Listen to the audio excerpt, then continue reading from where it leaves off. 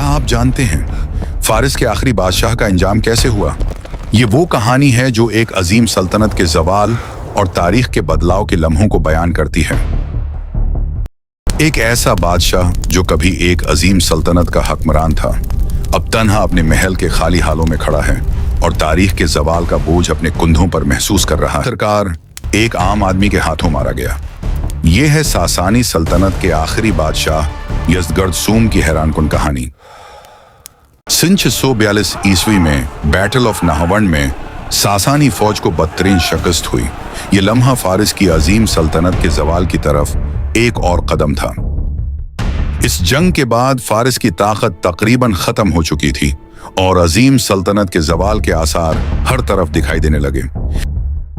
बादशाह यज़दगर्द सोम मैदान छोड़कर फिरार हो गया और अपनी सल्तनत के जवाल के लम्हों में तन्हा रह गया। नाहवन की शिकस्त के बाद यज़दगर्द सोम एक शहर से दूसरे शहर भागता रहा और अपनी सल्तनत के जवाल के लम्हों में तन्हा और खौफजदा था।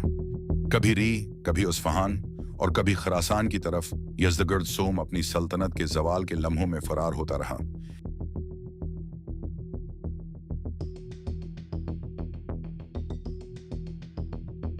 वो हर जगह अपनी खोई हुई सल्तनत को बचाने की कोशिश करता रहा, लेकिन हकीकत यह थी कि सासानी सल्तनत अब बिखर चुकी थी।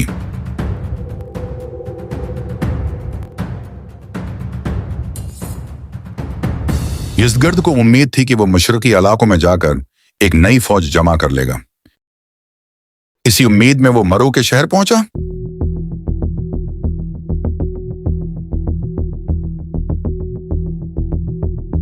लेकिन वहां भी उसे वफादार सिपाही कम और दुश्मन ज्यादा मिले।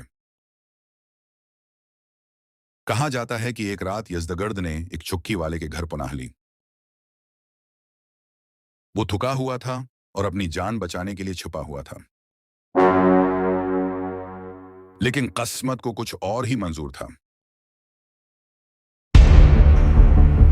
चुक्की वाले को जब मालूम हुआ कि ये फारिस का बादशाह है तो उसके दिल में लालच आ गया और उसी लालच में उसने यज़दगर्द को कत्ल कर दिया। यूं यज़दगर्द तीसरी की जिंदगी का खात्मा हो गया। यज़दगर्द की मौत के साथ ही सासानी सल्तनत का वो अजीम बाब हमेशा के लिए तारीख में बंद हो गया।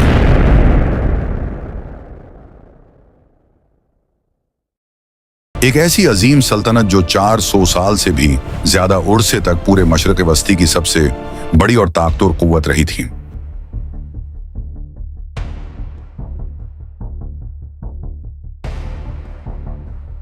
लेकिन तारीख यहां भी नहीं रखी। चंद ही सदियां बाद एक और बड़ा और खौफनाक तूफान आने वाला था। वो था सलीबी जंगों का दौर, और अगली वीडियो में हम उसी हैरान कुन तारीख को जानेंगे।